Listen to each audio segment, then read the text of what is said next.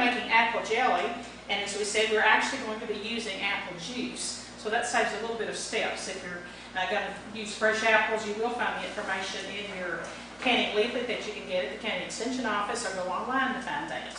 So we're saving a few steps. We're going to be measuring today our apple juice. And your different jelly products, this is one particular type. There's different varieties, different brands that you can use. But this product will help your jelly to actually gel, so that when you see it in the jar, it's going to have a thickness to it. And sometimes when you turn it over, it will just stay in place. But it will turn out very pretty, just like that product there. And it's measuring the apple juice that we're going to be using, putting that in our canning kettle. This just takes 2 or 3 products actually, so you don't have to have a lot of different things. Maybe you have your own apples from an orchard at home that you can use. And then we have the sugar. It takes 4 cups of sugar if you use the juice and not the fruit. And this is a half a cup instead of a cup, so instead of needing 4, I need 8.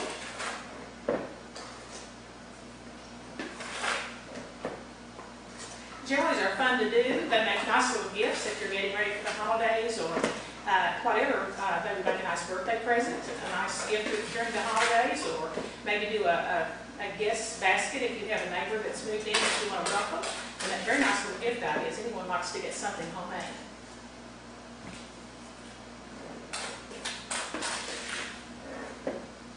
And of course, we've had a pretty good growing year this year, and if you have a good growing year, you have lots of things that you can use.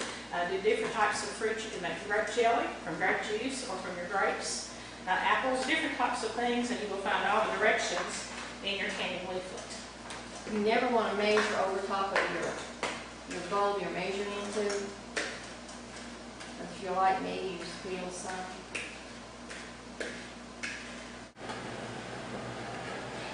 We have stirred our gelling product into the apple jelly, and it's boiling now into the apple juice. There are several different brands of gelling product. This happens to be Jellies. There's also Certo, and there are Sure Gel. But we're always careful not to mention brand names, but those are 3 of the major ones. We're ready to add the sugar, which we have carefully measured, and we want to add it gradually to the boiling juice and pectin. And we'll stir this as we keep adding it, because we want to get a good solution.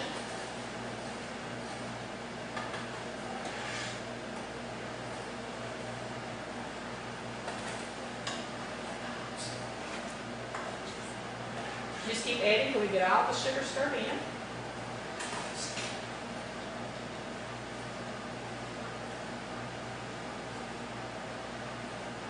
As we said, there are different kinds of jelly you can make. You can also make grape jelly with from juice if you wish.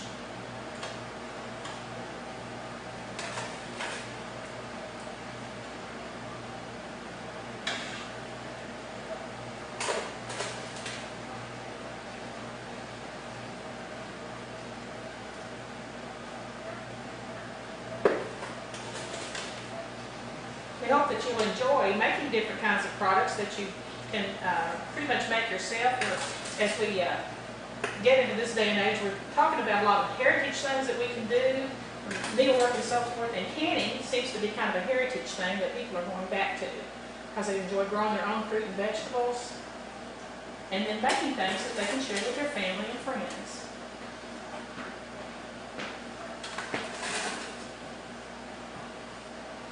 Okay, we have our sugar added to our gelatin and juice.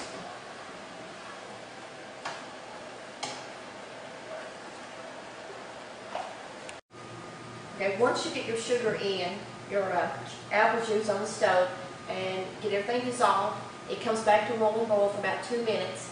Then you're ready to take this off. But you want to make sure that you stir constantly so you get it all dissolved. And if you don't stir it constantly, then if you're not careful, you will over boil onto your stove, and then you'll have a mess to clean up.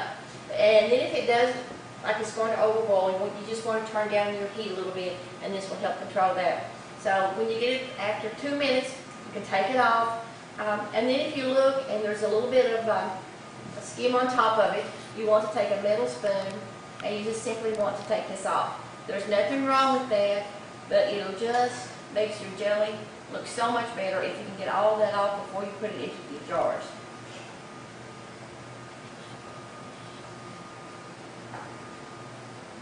We have our jars heated and ready to go. We're using the pretty little jelly jars that make a nice little gift item if you want to do it in the jelly jars. You can use any of your regular canning jars. Of course, you want to make sure that, check the rim that there's no nicks, that the jars are in good condition. And you can use your jars over and over and over once you invest the money in them. Also, with your lids, we're using, of course, the 2-piece canning lids today, which we have also heated. You don't want to heat them to boiling because it might soften the rubber too much. The rings, as we said earlier in one of the segments, can be reused as long as they're not rusty, and you can use those many, many years. And it's filling one of the jars. Being very careful to do it with a funnel. And we want to fill up to, leave about a ½ inch head space. Needs to come just basically to the top ring of the jar. They're ready to put on our lids. And if you're needing reading glasses, sometimes it's hard to see how close to come to the top. So you have to take a second look. Just screw the band on snug and tight, not too tight. And after we get the jars filled, we're ready to process those in a boiling water canner.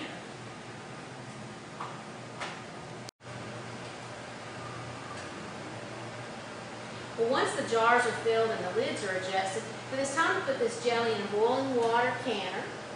And if you remember canning jams and jellies from a long time ago, I remember my grandmother, when I was a very little girl, would cover the top of the jelly with melted paraffin and put a circle of wax paper on the top and tie it with a string.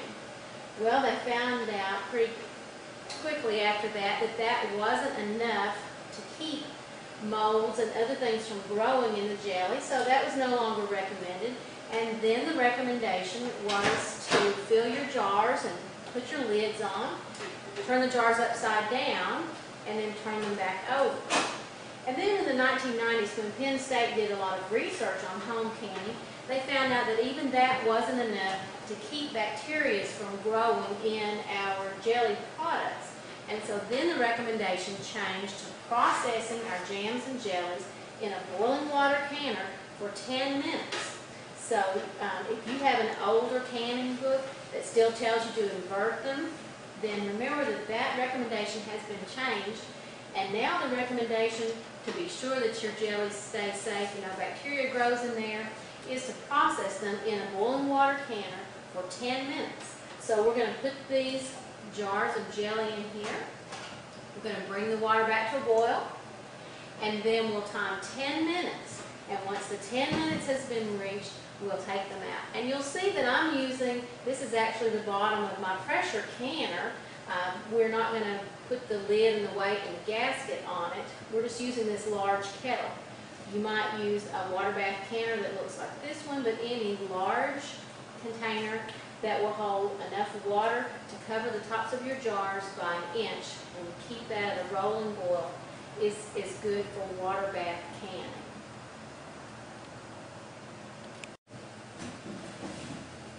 Well, we've let our jelly process for 10 minutes, and now it's time to take it out of the boiling water canner.